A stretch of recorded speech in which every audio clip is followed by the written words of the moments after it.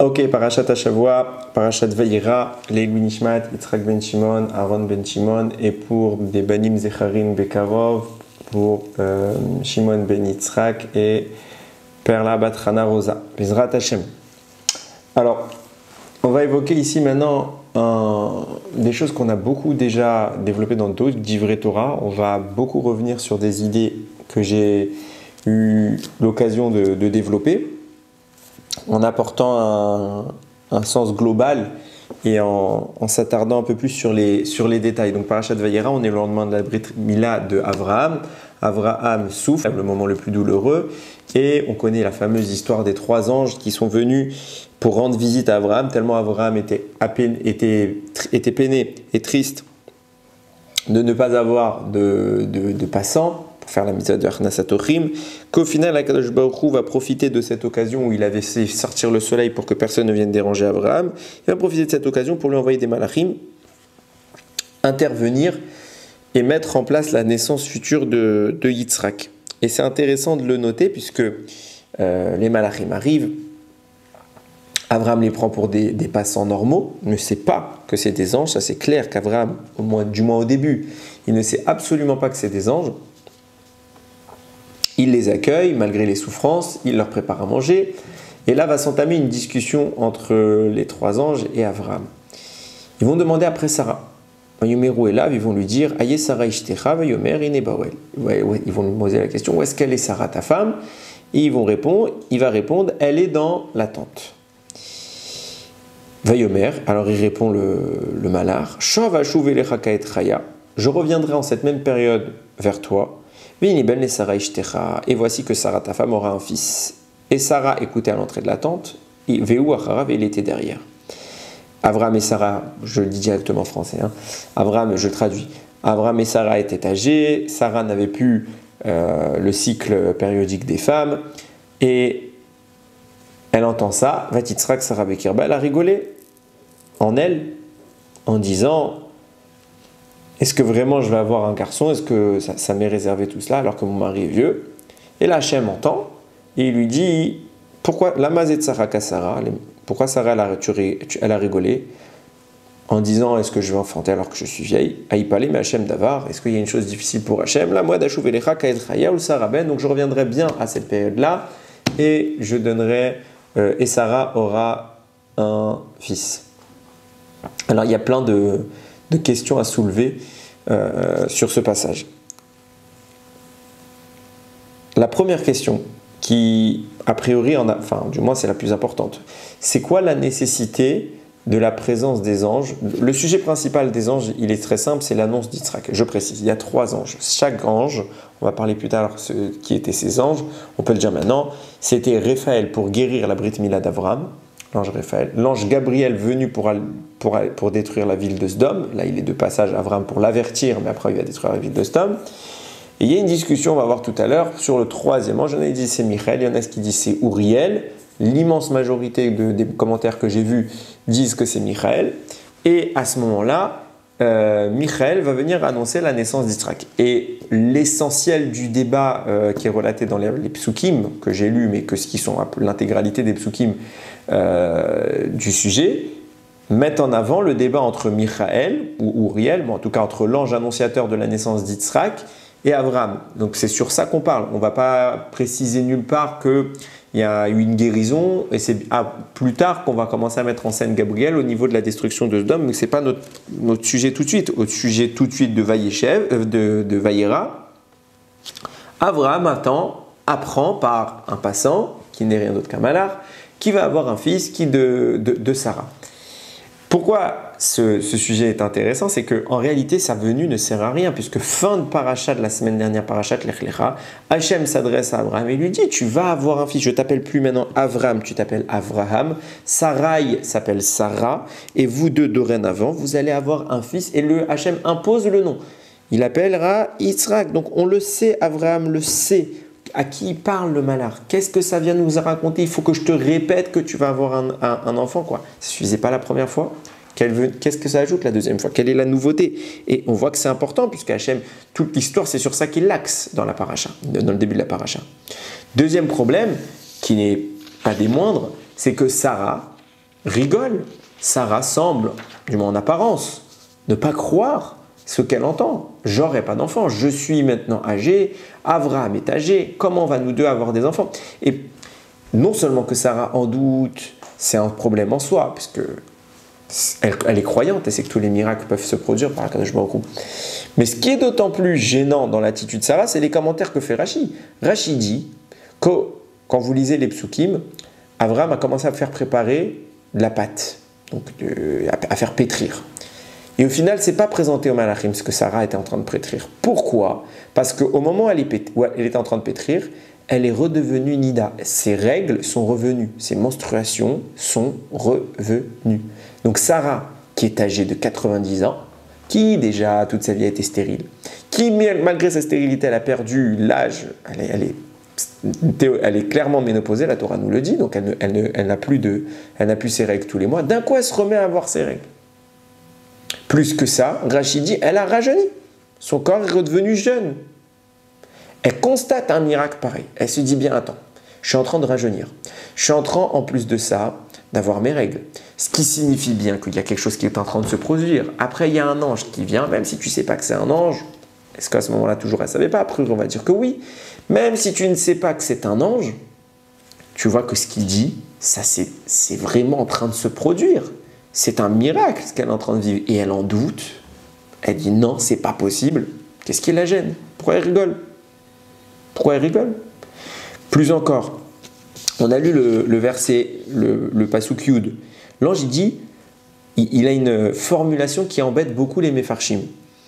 D'un côté, on a l'impression qu'il s'adresse à Abraham. Il lui dit, Shov ashuv elecha ketre, je reviendrai vers toi.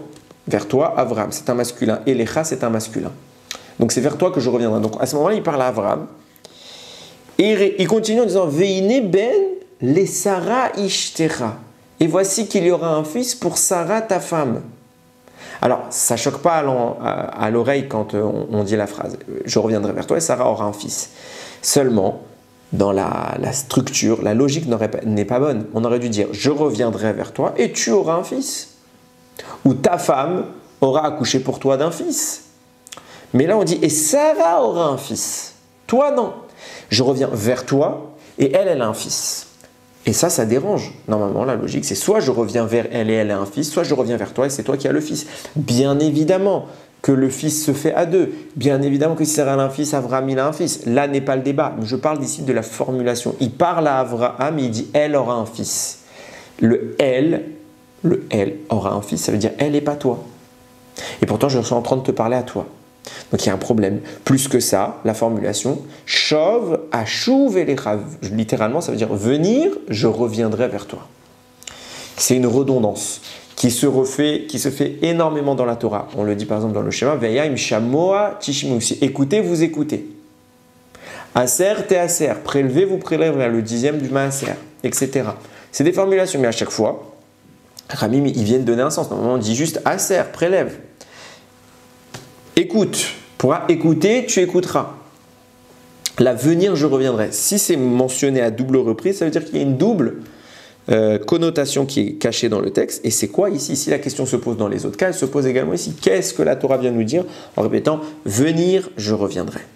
Et un dernier point qui est rapporté par le Be'er Maim Chaim qui pose la question qui est très intéressante, puisque dans le passouk, il y a écrit « Ve Sarah shomaat ». Sarah, à ce moment-là, elle était en train d'écouter le débat entre Avram et les Malachim. Petachao, elle à l'entrée de la tente. Vehu acharav. Et il était derrière. C'est qui il? Passouk ne le dit pas. Il était derrière. Des tonnes d'explications. Certains disent c'était Ishmaël. Certains disent elle était derrière l'ange, etc. Mais il était derrière. Vient Rashi nous dire derrière l'ange. En effet, comme je viens de dire, derrière. Et vient le Be'er Maim Chaim poser la question, mais qu'est-ce que tu nous as appris? Elle était derrière l'ange. Qu'est-ce que ça vient changer maintenant? Où est-ce qu'elle était? Qu'est-ce qu'on est en train ici de nous raconter? Rachid fait un commentaire pour nous dire Sarah était positionnée derrière l'ange. Il était derrière. Et même pas c'est écrit Sarah, il était derrière la porte. C'est de ça qu'on parle. Il était derrière la porte. Il y avait un ange derrière la porte. Ok, c'est derrière. Super, super. Et alors s'il y a bien un sujet dont on se fiche, c'est comment ils étaient assis. Ce n'est pas des propos sur lesquels la Torah s'arrête. Et là, la Torah s'y arrête. Donc on voit bien que... Alors il y a encore beaucoup de questions en vrai qu'on pourrait poser sur le sujet. Je vais limiter un peu les questions pour ne pas y passer 3 heures. On a l'axe principal. Juste avec ces questions, c'est pour ça que je me bornerai ici à essayer de développer ça. Alors le Be'er Meim Chaim, il donne une réponse à tout ce que je viens de dire. Il apporte quelque chose de magistral. Il dit en réalité l'ange. On part sur la dernière question. Qui était cet ange qui était derrière la porte? Il y avait un ange à la porte. Qui était-ce? On a déjà 3 anges ici. C'est lequel des 3? Réponse, c'est aucun des 3. Il y a un 4e ange. C'est qui ce 4e ange? C'est le Satan. Il est venu. Il intervient précisément maintenant. Parce qu'il sait ce qui est en train de se produire. Nous dit le Shami Shmuel. Le Satan, il entend que Yitzhak est en train d'être annoncé. Il intervient pour tout casser. Pourquoi? Il a peur. Si Yitzhak vient dans ce monde, c'est l'annonce de la venue d'Israël. Jusque-là, Abraham est un homme stérile. Il n'est pas dangereux. Il ne me gêne pas parce qu'il va disparaître. Mais si tu fais un Yitzhak, alors il y aura un Yaakov, il y aura un Israël. Et s'il y a un Israël, il y a nous. Et c'est la fin du Satan. C'est le début de sa fin. Il ne veut pas que l'homme Israël émerge. Donc il va se battre de toutes ses forces. Et ça, il sait faire. Qu'est-ce qu'il va faire? Il va aller voir l'ange, chargé, Michael, Uriel, l'un des deux, on s'en fiche, ça ne change pas quelque chose à notre propos. Il va lui poser une question, il va dire, dis-moi, j'ai une question à te poser. Avraham, il est déjà au courant qu'il va avoir un fils qui s'appelle Yitzhak, Hachem lui a dit, fin de la paracha la semaine dernière, comme j'ai dit, il va lui poser une autre question. Hachem, il lui a déjà dit, pourquoi tu viens? Si tu viens pour annoncer à Avraham, ça ne sert à rien. Donc ce n'est pas Avraham que tu dois annoncer. En fait, ta mission, je déduis, puisqu'Hachem ne t'a pas donné de précision, il t'a dit va annoncer la naissance d'Yitzhak, il ne t'a pas dit à qui. Donc si c'était pour Avraham, il n'y a pas de sens à ce que ce soit ça ta mission, puisqu'Avraham est déjà au courant. Sarah, a priori, n'est pas au courant. Alors tu sais quoi? C'est à Sarah, je pense que c'est à Sarah que tu dois l'annoncer. Cette simple idée qu'il insémine dans l'esprit de l'ange va tout perturber. Et en effet, le Satan a un impact aussi sur les autres anges. Eux aussi ont un impact sur lui. Donc il y a un débat entre eux, il y a un problème. Il se pose la question, l'ange, c'est vrai ce qu'il dit quand même le Satan. Il y a quelque chose. Il y a un besoin, il y a besoin de répéter à Abraham ce que Hachem lui a déjà dit. Non, alors c'est bizarre. Mais il ne le croit pas. C'est le Satan. Donc naturellement, on ne le croit pas. Il va quand même se dire quelque chose. Il va se dire, mais imagine, il a raison. Alors je vais prendre une précaution pour éviter le problème. Chachamim le souligne, quand ils vont lui dire, les malachim, ils vont lui dire, Vayomeru Elav, ils vont dire à Avraham, Aye Sarah Ishtecha, où est Sarah ta femme? Sur le mot Elav, ils lui ont dit, il y a 3 points, un sur le Aleph, un sur le Yud, un sur le Vav, et pas sur le Lamed. Je vais passer les détails que Rashi évoque sur la manière d'analyser ça en façon générale. Là, il dit, qu'est-ce que ça signifie? Ça forme les lettres sur lesquelles il y a un point, forment le mot Ayo. Pour te dire quoi? Pour te dire où il est. En même temps qu'ils ont dit où elle est, Sarah, ils sont allés voir Sarah, ils lui ont dit où il est, Avraham. Rachid dit, pourquoi ça s'est passé comme ça? Ça t'apprend le Derech Eretz.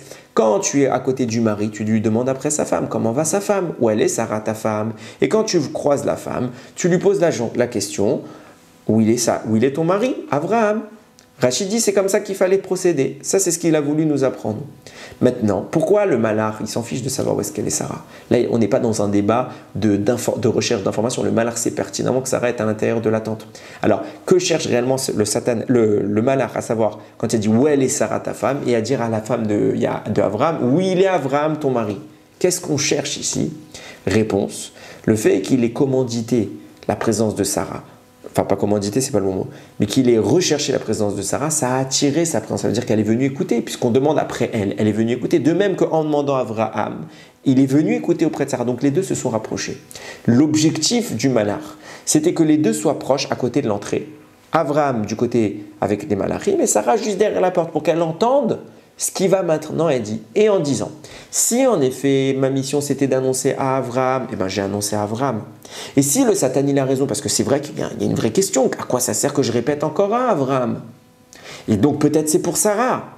Et donc si c'est pour Sarah et que je le dis qu'Avraham, j'ai pas fait ma mission, alors il fait en sorte que Sarah soit proche pour qu'elle aussi entende. Et si Sarah elle entend, alors il a fait sa mission d'après l'avis du Satan et d'après son propre avis. Il est quitte d'après toutes les opinions. Seulement, c'est le Satan. Il ne faut jamais, jamais, jamais l'écouter. À la seconde où il a donné du crédit, il a déjà échoué. Et c'est là que va se trouver une ambiguïté dont je parlais tout à l'heure dans la formulation du malar. Il va lui dire, Vayomer Elav, il lui dit, Vayomer seulement il dit, Shav ashuv elecha ka'etraya, je reviendrai vers toi Avraham, ve'hine ben lesara ishtecha.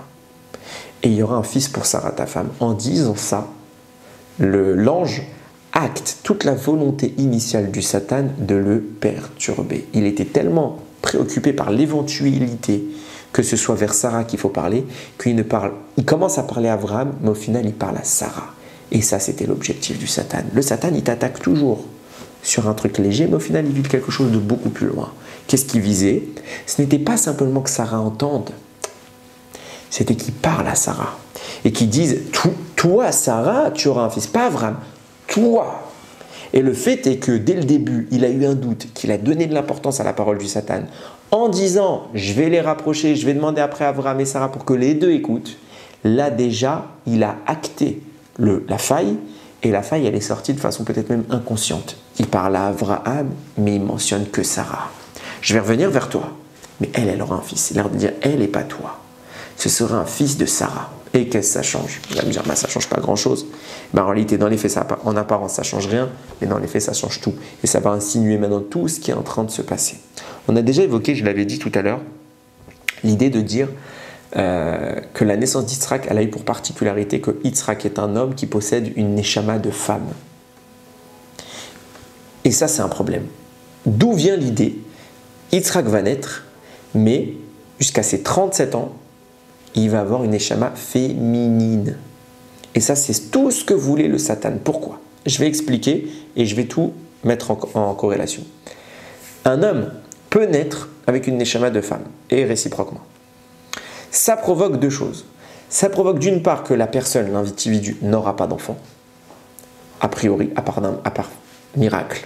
Pourquoi? Parce qu'un homme, c'est masculin. S'il a une neshama de femme, il y a ambiguïté, ça ne peut pas marcher. Il n'y a pas d'adéquation entre son spirituel et son matériel, ça ne peut pas marcher.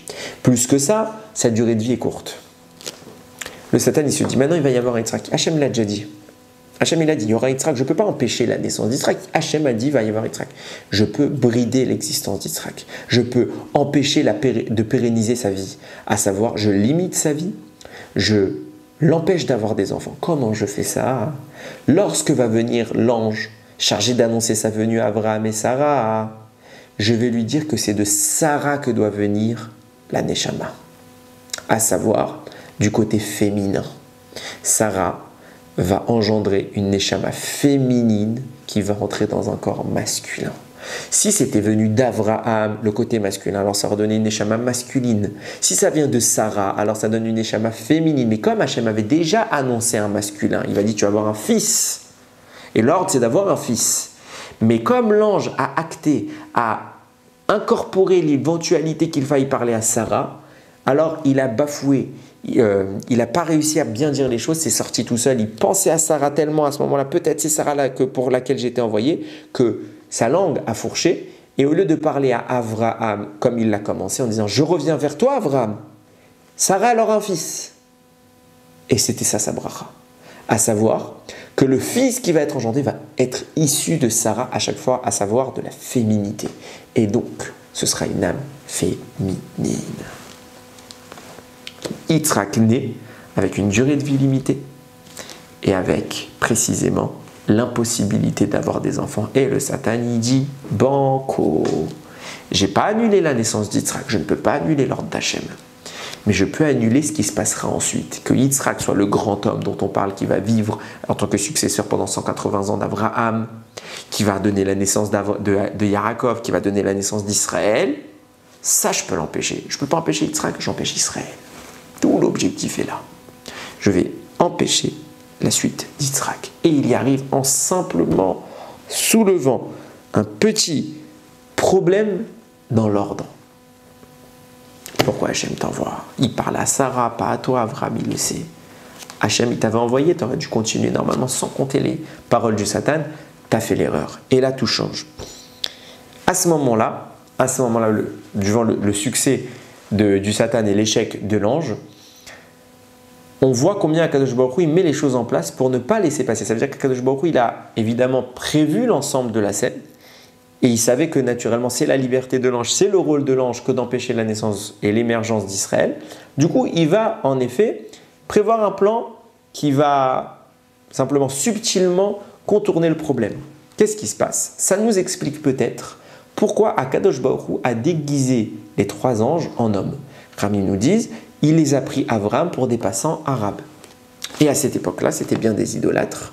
Donc puisque c'est des idolâtres, c'est pour ça qu'il va leur dire nettoyez vos pieds de la poussière, parce que la poussière était une idolâtrie. Il ne voulait pas faire rentrer l'idolâtrie dans sa maison. Donc pour eux, c'est des idolâtres. Des idolâtres. Et pourquoi il faut qu'Akadosh Baruch Hu les fasse passer pour des idolâtres? Ben justement, comme ça, nous dit le Khatam Sofer, on le sait, on l'a vu à plusieurs reprises, la bracha d'un rachat est mauvaise. Même la bracha d'un rachat est mauvaise. On le voit chez qui? On le voit chez Lavan. Lavan, il n'a pas eu le droit de dire un mot à Yaakov. Ni brachot, ni klalot, ni bénédiction, ni malédiction. Pourquoi? Parce que ta bracha, elle est mauvaise. Même ta bracha. Bilam, même histoire. Bilam, Hachem, il demande à Hachem, laisse-moi aller pour maudire le Israël. Il dit, ni tu les bénis, ni tu les maudis. Pourquoi je les maudire? Je comprends bénir. Parce que comme tu es un rachat, même ta bracha, elle est dangereuse. Même ça, je ne t'autorise pas. Il se passe quoi? Hachem fait exprès de mettre des gens qui sont polythéistes, des idolâtres, pour que Sarah et Avraham aient l'œil rivé sur eux comme étant des gens non fiables, des gens dont la bracha est mauvaise. Et alors, quand Sarah entend cette bracha, pourquoi rigole-t-elle? Parce qu'elle dit, si la bracha est mauvaise, je n'en veux pas. Vatitzrak Sarah bikirba. Hachem a fait en sorte que le malach, qui lorsqu'il va trébucher, va changer la nature de la Neshama d'Yitzhak de masculin vers le féminin. Il va faire en sorte que cette bracha soit dite par quelqu'un qui paraît comme étant un idolâtre. De sorte que Sarah dise, je ne veux pas de cette bracha, je la refuse. Vatitzrak, Sarah, Bekirba. C'est pas seulement qu'elle a rigolé parce que c'était exagéré, c'est qu'elle a dit, je n'en veux pas. Laissez-moi tranquille, vous êtes en train de vous moquer de moi, je suis âgé, je ne peux pas avoir d'enfant, mon mari est âgé, on ne peut pas avoir d'enfant, je ne veux pas de ta bracha.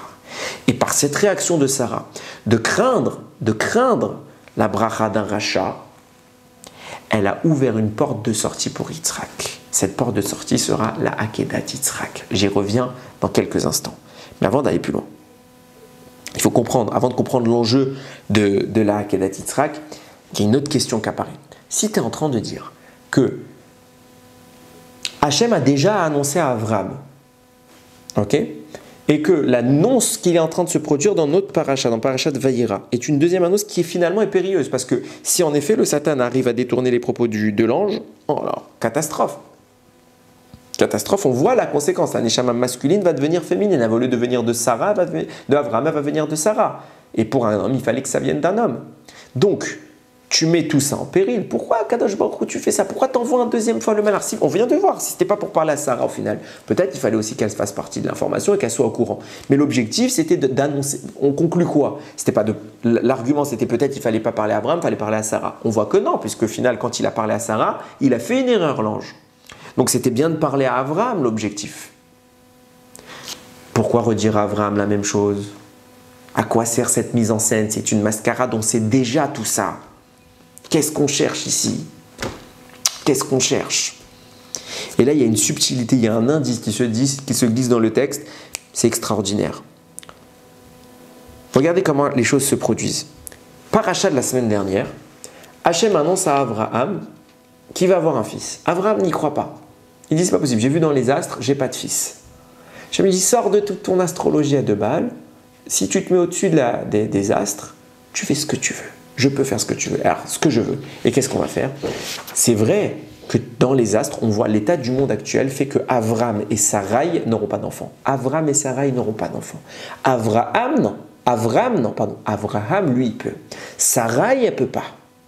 Sarah, elle peut. Je change vos noms et je déstructure tout ce que tu as vu pour reformuler les choses. De sorte que dans la nouvelle création que je parle, la nouvelle configuration des choses, toi et ta femme auront des enfants. Sarai n'a pas d'enfants. Sarah a des enfants. Si dans notre paracha de la semaine dernière, Hachem a changé déjà le nom de Sarai en Sarah, si d'ores et déjà, Sarah est là, La nouvelle femme est là. Il y a un changement de structure. Cette femme peut avoir des enfants. Alors il aurait dû se passer immédiatement, sans plus attendre, le miracle qui se passe dans notre paracha, à savoir que Sarah doit rajeunir, que Sarah doit récupérer ses menstruations. Or, ça s'est passé que dans notre paracha. Pourquoi on attend? Si d'ores et déjà Sarah, la nouvelle femme, c'est elle-là même qui peut enfanter, contrairement à Sarai, elle est présente, Hachem a acté ce changement. Alors pourquoi Sarah ne récupère pas tout de suite sa capacité à enfanter? C'est que plus tard, quand les malachim vont venir. Question. Réponse, on est obligé de dire que même si Akadosh Baruch a changé le nom, il n'a pas encore acté physiquement ce changement sur Sarah. Il a changé l'essence spirituelle, maintenant il faut que ce changement se manifeste matériellement. C'est pourquoi, lorsqu'on relit bien les psukim de notre paracha, il y a un détail extraordinaire qui apparaît. Tout le récit, quand les anges parlent, c'est écrit au singulier dans les psukim que j'ai cités. Donc je les reprends. Quand on commence dans le premier passouk, ils vont dire « Je reviendrai vers toi » et il va dire, l'ange il va s'en prendre à Sarah qu'elle a rigolé. Il va dire « Pourquoi Sarah elle a rigolé ?» C'est à chaque fois c'est un singulier. Il y a un passouk qui est au pluriel où ils parlent ensemble. Il est écrit « Vayomeru et là vaye Sarah etc. » Ils lui ont dit « Où est Sarah ta femme ?» Là, c'est un pluriel. Un pluriel signifie au minimum deux. Qu'il y ait on a vu, c'était quoi cette question? Où est Sarah ta femme? A priori, d'après le Be'er Maim Chaim qu'on a cité tout à l'heure, pourquoi ils ont demandé après Sarah? Ou du moins, il y en a un qui doit demander après Sarah, c'est l'ange annonciateur de la naissance d'Yitzhak. Pourquoi? Parce qu'il avait un doute vis-à-vis du Satan. Donc il s'est dit, peut-être je dois parler à Abraham, peut-être je dois parler à Sarah. Alors je veux que les deux soient là, donc il les a appelés les deux. Mais là, on voit que ce n'est pas le seul à les avoir appelés les deux. Pourquoi? Parce que c'est un pluriel. À la suite, on voit qu'il y a un singulier. Donc, il n'y a qu'un ange qui parle. Là, c'est un pluriel. Il y a deux anges au minimum qui parlent. Deux anges ont demandé après Abraham. Deux anges ont demandé après Sarah. Pourquoi deux? C'est qui les deux? Le premier, c'est celui dont on vient de parler, celui qui annonce la nouvelle. Le deuxième, il reste qui? Il reste Gabriel ou Raphaël. Gabriel, il n'intervient pas tout le long. Lui, son rôle, c'est la destruction de Sodome. Il est encore pour l'instant, il est là spectateur. Le seul qui est acteur encore, c'est qui? C'est Raphaël. Raphaël, comme je l'ai dit tout à l'heure, il est venu soigner Abraham de la Brit Mila. Seulement, il y a une autre personne qui doit être soignée. C'est qui? C'est Sarah. Sarah, maintenant, elle est âgée, elle ne peut pas avoir d'enfant. Il se passe que notre paracha nous raconte quoi? Elle a rajeuni. Sarah ne peut plus avoir ses règles. Elle a ses règles. Son cycle revient, signifiant par là quoi? Signifiant qu'il y a eu une intervention également vis-à-vis de Sarah, une guérison. Jusqu'à maintenant, Sarah ne peut enfanter. Maintenant, elle peut enfanter. Pourquoi le passouk nous dit « Ils ont appelé Sarah » et en même temps, on a vu qu'ils ont appelé Abraham, ils ont appelé les deux. Le premier ange pour leur annoncer l'information de la naissance d'Israël. Le deuxième ange Raphaël pour les guérir. Les guérir les deux. Les deux. C'est pourquoi il fallait que Akadosh Baruch Hu refasse une annonce, parce que jusqu'à maintenant, la première annonce avait donné l'information. Maintenant, il faut acter cette information. Il faut premièrement que les malachim viennent et qu'ils guérissent Abraham et Sarah, qui vont maintenant permettre donc la possibilité d'enfanter. Et maintenant que cette guérison est faite, il faut annoncer conséquemment à cela que cette guérison doit aboutir à la naissance d'Yitzhak. C'est pour ça qu'il fallait une deuxième intervention pour manifester matériellement ce qui avait été dit spirituellement. Il y a une chaîne qui doit se produire. On descend du haut vers le bas. La première étape d'Abraham, c'était l'annonce. La mise en place, c'est maintenant. Et c'est pour ça que c'est que maintenant que Sarah guérit et pas dans la paracha de la semaine dernière. La semaine dernière, Sarah elle a déjà changé. C'est plus Sarah, c'est Sarah, elle devrait déjà être capable d'enfanter. Non, on a changé ça dans le ciel. On n'a pas changé ça sur terre. Maintenant, il faut venir sur terre. C'était une prophétie tout à l'heure. Il faut venir sur terre et faire la modification. Et à ce moment-là, de la femme qui ne pouvait enfanter, va apparaître une femme qui peut enfanter. De Sarai est née Sarah. Et Sarah n'est plus stérile. Tout le changement s'est fait là. Ce que je disais tout à l'heure, et on y revient, c'est maintenant que ce changement étant fait, puisqu'il était nécessaire, le Satan a eu une marge de manœuvre. Parce qu'il fallait que l'ange vienne annoncer, vienne acter matériellement la naissance d'Yitzhak. Et puisque ça devient matériel, le Satan, il a une marge de manœuvre et il s'enfonce dans cette marge. Il vient créer une brèche, il vient inséminer dans l'esprit de l'ange une faille et l'ange tombe dedans. C'est pourquoi Sarah, il fallait qu'elle rigole, nous disait le Khatam, il fallait qu'elle rigole pour déraciner cette bracha, cette erreur de l'ange. Et maintenant qu'elle a rigolé, qu'est-ce qui doit se passer? Un compromis se met en place. Puisque la Neshama de Yitzhak féminine est actée, Yitzhak ne peut pas poursuivre son existence. À un moment ou un autre, il va mourir. Quoi qu'il en soit, il n'aura pas d'enfant, il n'y aura pas la venue d'Israël. Mais comme Sarah a refusé ça, elle a créé une réalité où l'ange a donné la bracha mauvaise, mais Sarah la dénigre. Donc elle crée une réalité où on va pouvoir s'opposer à cette erreur. Cette réalité s'appelle la Akedat Yitzhak. Et c'est justement je dis pas, c'est pas seulement justement, c'est exactement ce qui est en train de se produire. Nous dit le Chida. Tout à l'heure, j'ai dit, comment se fait-il qu'il y ait une redondance Shav, Ashuv, et l'Era Ka'etraya ou le Saraben. Je reviendrai en ce temps vers toi, venir je reviendrai, et Sarah aura un fils. Pourquoi on avait dit Shav, Ashuv? Pourquoi c'est écrit je venir, je reviendrai? On aurait dû dire je reviendrai. Ashuv et l'Era. Pourquoi je venir, je reviendrai? Nous dit le Chida, si c'est écrit 2 fois, c'est parce qu'il va devoir venir 2 fois. Maintenant, il est venu une première fois, il va devoir revenir quand? Réparer son erreur. Puisque la Akedat Yitzhak va être le moyen, et je vais expliquer tout de suite pourquoi, malgré qu'on en a déjà parlé, le moyen de résorber l'erreur, le défaut. Alors, qui va être l'ange qui, au moment où on connaît tous l'histoire, Akadosh Baruch Hu va demander à Abraham de tuer Yitzhak, et à un moment où il va vraiment acter la mise à mort d'Yitzhak, un malach apparaît et il lui dit stop, Abraham Merineni. Il lui dit Al tishlach yadecha el anar, n'envoie pas ta main vers l'enfant. Pourquoi? Qui est cet ange? Nous dit le Chida, l'ange qui vient, c'est l'ange qui est venu réparer la faute qu'il avait commise. Celui-là même qui est responsable d'une neshama féminine, c'est lui qui va stopper Abraham juste avant la mort d'Yitzhak. Vient le Midrash nous dire, c'est pas juste avant la mort, il s'est passé qu'Yitzhak, il est mort. Il est mamash mort. Dès qu'Abraham a posé le couteau sans le tuer, il a posé le couteau sur sa gorge, la neshama d'Yitzhak s'en est allée. Et à la seconde où la neshama s'en est allée, l'ange est intervenu, il a dit, à ce moment-là, il a parlé à Abraham, il lui a dit Al tishlach yadecha. Dès qu'il a posé la main, Abraham il met le couteau sur la gorge d'Yitzhak pour s'apprêter à l'égorger, la neshama s'en va. Et tout de suite, Hachem lui dit, l'ange revient et dit Al tishlach yadecha lanar, ne touche pas l'enfant. À ce moment-là, nous dit Chachamim, Yitzhak, il a vécu triatamétim, il a ressuscité. Sa neshama est partie au moment où le couteau est apposé sans même le trancher. Et l'ange parle, et à ce moment-là, la neshama revient. Pourquoi l'ange parle et la neshama revient? Parce que c'est le même ange qui était venu annoncer la naissance d'Yitzhak. Ce même ange responsable d'une neshama féminine, responsable du défaut de naissance d'Yitzhak, va venir, va lui retirer sa neshama féminine et va lui redonner une nouvelle neshama qui n'est plus du même ordre. Cette fois, c'est une neshama masculine qui vient bien d'Avraham, dont on voit qu'elle vient d'Avraham, Parashat Toldot, et les Toldot Yitzhak, et les Toldot Yitzhak ben Avraham, Avraham, Olid et Yitzhak. J'espère que je ne me suis pas trompé, en plus c'est un début de Parashat, je me trompe la honte. Voici la descendance de Yitzhak, le fils d'Avraham. Avraham a engendré Yitzhak. Avraham, il n'a rien engendré du tout, il n'a jamais porté dans son ventre. Qui a engendré Yitzhak? C'est Sarah. Pourquoi on nous dit c'est Avraham qui l'a engendré? Parce que la première neshama que Yitzhak a eue, c'était une neshama féminine. Ça, c'est bien Sarah qui l'a engendré parce qu'elle vient de Sarah. C'est ce qu'avait dit le malach. Ka'et Raya ou le Sarah ben. En ce temps-là, Sarah aura un fils.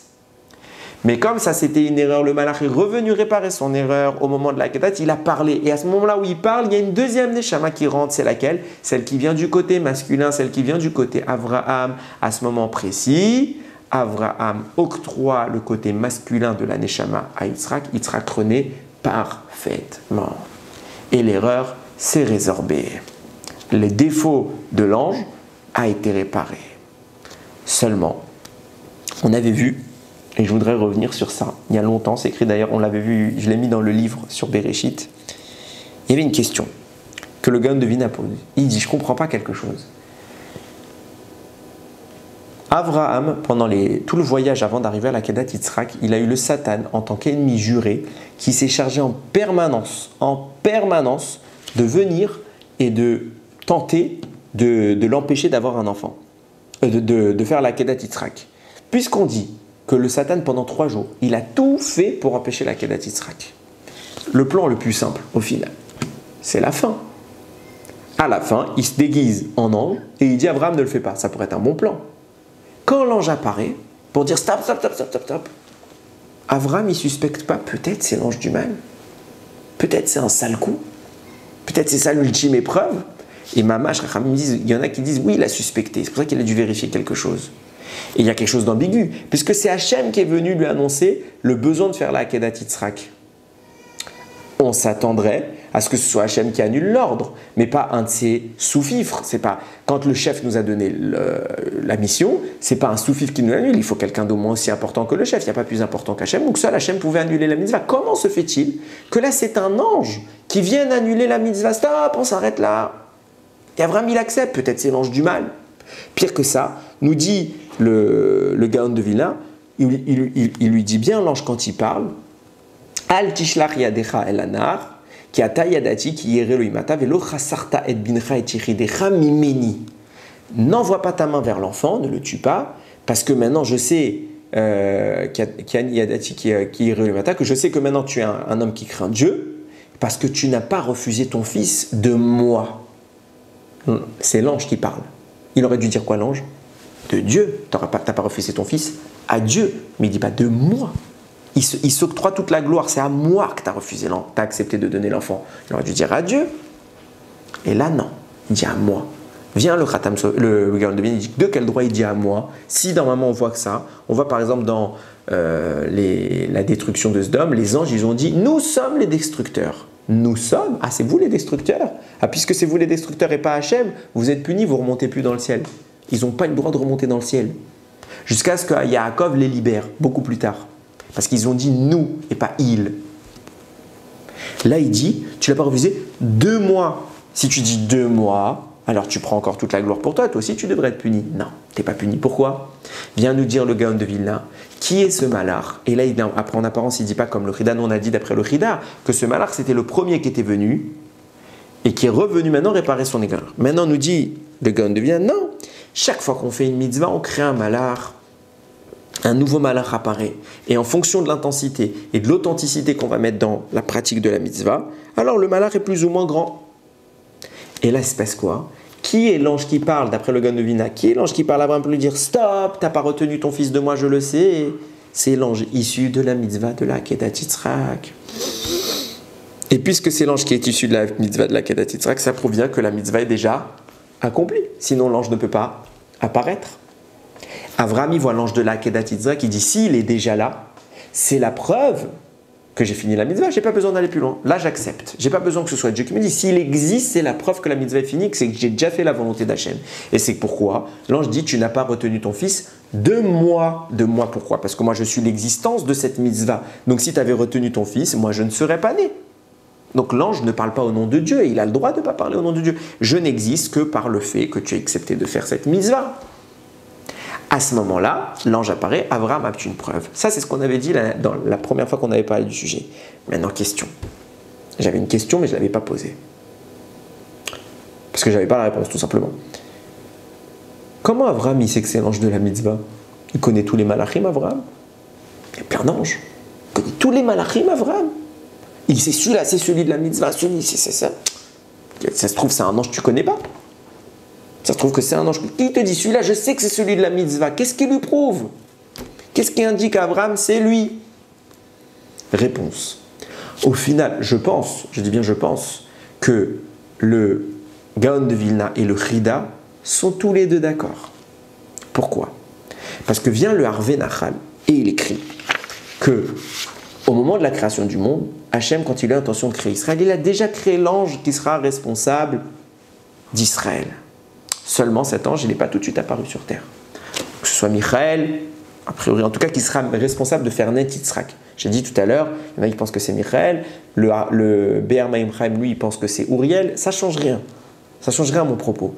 Cette mission-là a déjà été déterminée depuis le début de la création du monde. Pourquoi? Parce que Bereshit veut dire au commencement, mais ça veut dire pour quelque chose qui s'appelle Réchit. Et c'est quoi qui s'appelle Réchit?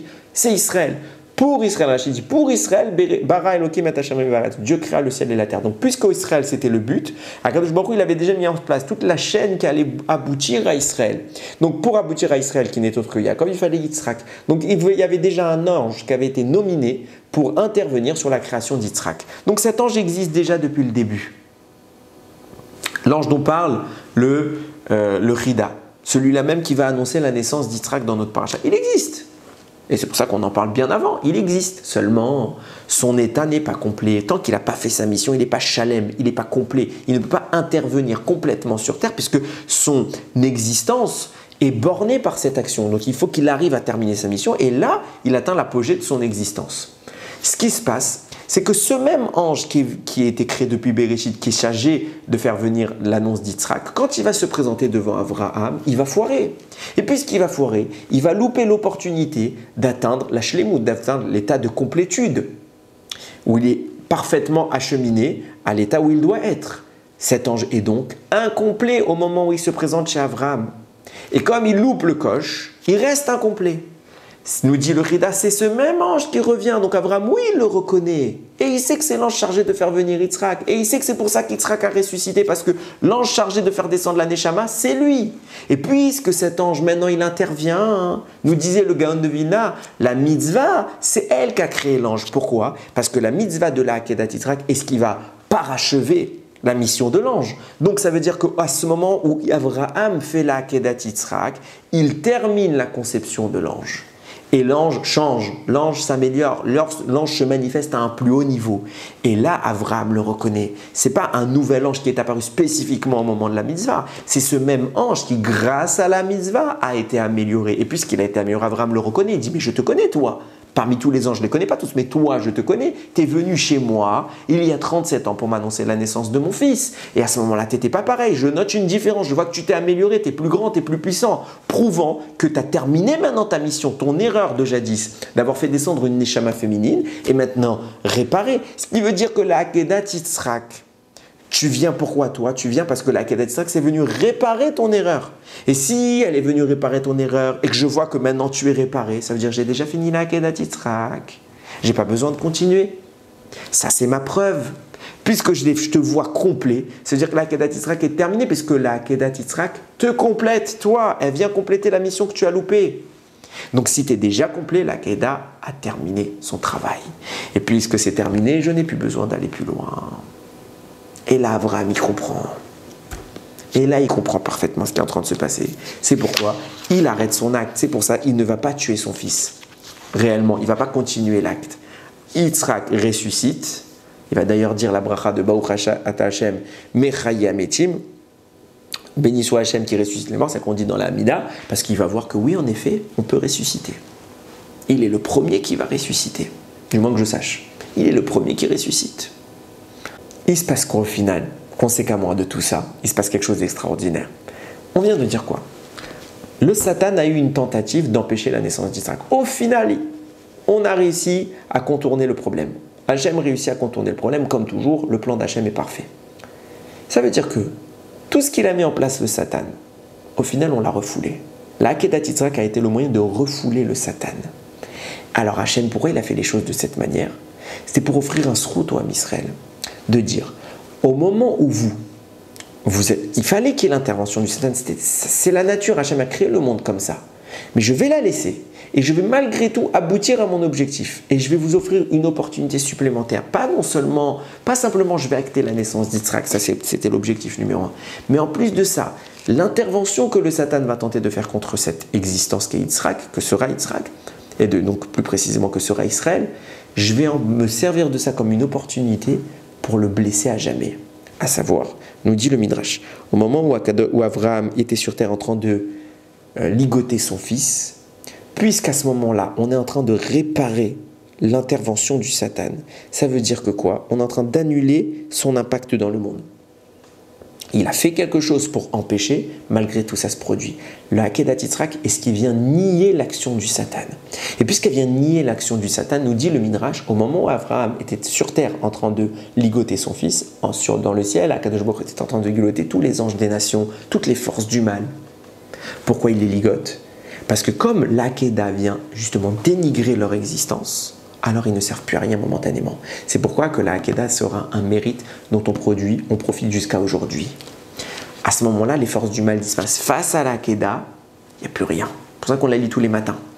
Il n'y a plus rien qui peut se maintenir. Les forces du mal n'ont plus d'emprise. Parce que tout le procédé qu'Hachem a mis en place, où il a laissé en effet le Satan intervenir, il a abouti au final par cela à annuler son intervention, à dire tu n'as servi à rien, ce que tu fais ça sert à rien, c'est le néant, c'est le vide. Et puisque ce que tu fais ça sert à rien, tu n'as plus de force. T'es retiré, t'es retenu. Objectivement, t'as tenté, ça sert à rien. Donc, toutes les fois où tu tenteras, Hachem témoigne par là, ça ne servira à rien. Je t'ai déjà menotté et tu ne pourras plus agir. Et c'est pour ça qu'on le lit tous les ans avec à Yamim Noraim, au moment où on est accusé dans le ciel, on lit la Hakeda. La Hakeda vient dire, il ne sert à rien, il peut annuler, c'est ton projet, il aboutira Hachem. Et c'est grâce à ton projet que tu nous sauves. C'est grâce à toi, tu avais l'intention de faire venir Yitzhak, et plus précisément Israël de façon plus générale. Donc ce projet doit exister, donc le Satan peut tenter ce qu'il veut, tôt ou tard tu vas devoir contourner son problème. Contourne-le dès maintenant. La Hakeda, c'est ce qui vient nier le Satan. Et là on commence à comprendre, c'est le dernier point que je voulais évoquer, c'est qu'au final, quand on revient dans l'ordre des choses, Sarah, elle a rigolé. Elle a rigolé. Et c'est bien. On vient de comprendre que c'est bien. C'est grâce à ça qu'elle a créé l'opportunité de faire la Kedat Yitzhak et grâce à ça qu'elle a créé l'opportunité de remettre le Satan à sa place, à savoir une place inutile. Seulement, on voit qu'Hachem se plaint. Hachem lui dit, pourquoi tu rigoles? La mazet Sarah Kassara. Ah, il parlait, mais Hachem Davar, il y a quelque chose qui est difficile pour Hachem. Qu'est-ce qu'Hachem reproche à Sarah finalement? Finalement, Hachem lui reproche un tout petit manque de Emouna. À savoir que quand Sarah a vu l'ange bénir de façon erronée, et donc donner un impact au Satan, elle est intervenue pour annuler cette bracha. Mais elle s'est dit, mais comment c'est possible? S'il a béni et que mon fils va avoir une neshama de fille, ben c'est fini. Il n'y a plus de solution. Donc elle va vouloir refuser cette bracha. Son attitude de vouloir refuser va mettre en place certes la Kedat Yitzhak, mais va quand même connecter un problème. Je refuse cette bracha, ça veut dire que si je ne la refusais pas, le plan d'Hachem ne s'accomplirait pas. Le Yitzhak promis, masculin, ne pourrait pas émerger. Et c'est pour ça qu'elle dit, je ne la veux pas, je ne la veux pas, je ne la veux pas. Mais pourtant c'est trop tard. La neshama est déjà enclenchée, la neshama féminine est déjà enclenchée. Alors qu'est-ce qui se passe? Où est le problème? Hachem lui dit, Aïpalé, mais Hachem d'avoir. Quel était le problème? Qu'est-ce qu'elle a vraiment douté, Sarah? Maintenant que tu as refusé la bracha, tu sais qu'Hachem est en train de mettre la Kedat Yitzhak. C'était quoi? Qu'est-ce qui l'a dérangé, Sarah? Ben, finalement, c'était de se dire, s'il naît avec une neshama, ben, c'est fini. On ne peut plus changer une neshama. On ne va pas tuer quelqu'un pour remplacer et le remplacer par un autre. C'est sur ça qu'elle a douté. Sur la possibilité d'échanger une neshama par une autre, parce que jusqu'alors dans l'histoire, ça ne s'était jamais produit. Et puisque ça ne s'est pas produit, elle a dit, mais comment c'est possible? Comment on va faire? Ce comment on va faire, tout petit, qui est tout au fond d'elle, qu'elle se rend peut-être même pas compte qu'elle le dit, Hachem le lui a lui-même tombé dans le piège de la Kedat Yitzhak, et on n'aurait jamais pu prendre l'ascendant sur lui, le ligoter à ce moment-là, dans le ciel. Grâce à la ligature qu'a fait Abraham, on a aussi obtenu la ligature du Satan. On lui a fermé sa bouche. On voit que quoi, au final, Yitzhak, il a une vie continue, il a existé, il a eu une succession, il a eu Yaakov, puis qui est devenu Israël. Israël est apparu malgré toutes les tentatives du Satan. Et c'est un moussa immense, immense qu'on a là, immense, à savoir que même Sarah, elle n'a pas pu le voir, mais même quand Sarah, elle a cru que ça tournait mal, que toute l'apparence était ça va droit dans le mur, Hachem lui dit oui, mais c'est moi qui conduis. Je conduis, c'est pas le Satan qui conduit. Et si toi tu crois qu'on va dans le mur, moi je sais ce qu'il y a derrière le mur. C'est ça la Emouna. Puisqu'on doit avoir cette Emouna, et c'est ça le message, que même lorsque tout va mal, c'est parfaitement orchestré, au millimètre près par Akadosh Baruch Hu, alors on doit également avoir la Emouna, que lorsque tout va mal, même maintenant, c'est orchestré par Hachem. Lorsque les forces du mal se déchaînent, c'est orchestré par Hachem. On est minime, on a une confiance absolue qui sait où il va, il sait comment il y va, et il sait pourquoi il y va. Et ça marche. On n'a pas de doute à avoir sur l'éventualité de la venue du Mashiach. Ce n'est pas une éventualité. Ah mais comment c'est possible? Ils ne font pas tous Shabbat, ils ne font pas les mitzvot, on est loin, regarde, la situation politique ne permettrait pas, etc. Il sait ce qu'il fait. Il a toujours su. Et il ne s'est jamais trompé. C'est ça qu'Abraham, c'est ça qu'Hachem reproche à Sarah. Tu crois que je ne sais pas ce que je fais? Ah, il parlait, mais Hachem Davar, tu crois qu'il y a quelque chose qui est compliqué pour moi? Ah, le Satan, oui, il a tenté de gâcher. Et alors? Ça reste moi le patron. Qui m'empêche? Personne. Qui m'empêche? personne n'empêchera jamais Hachem d'aboutir à son projet. Et son projet, c'est nous. Quand on a compris ça, on n'a plus qu'à foncer.